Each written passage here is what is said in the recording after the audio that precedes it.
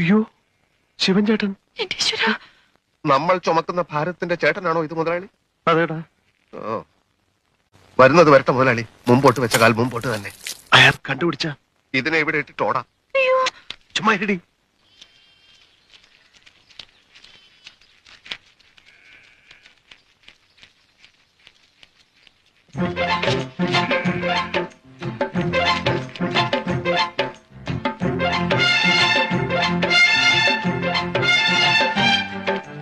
മുതലാളി കൈ കഴക്കുന്നു. ഞാനിപ്പോ താഴെ ഇടും. ചുമ്മാ ഇരടി. ഇട്ടാ ഞാൻ അവനെ കൊല്ലും.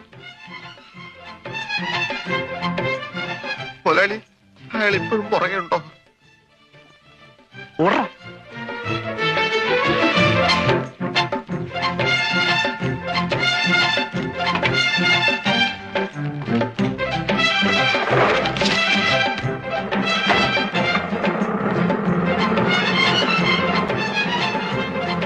പെങ്ങന്മാരെ ഒരിക്കലും സങ്കടപ്പെടുത്തരുത് എന്റെ അച്ഛനും അമ്മയും എപ്പോഴും പറയുമായിരുന്നു. ഏതായാലും ഇപ്പൊ അവരുടെ സങ്കടത്തിൽ ഇപ്പൊ പറ എന്റെ ബുദ്ധി എങ്ങനെയുണ്ട്?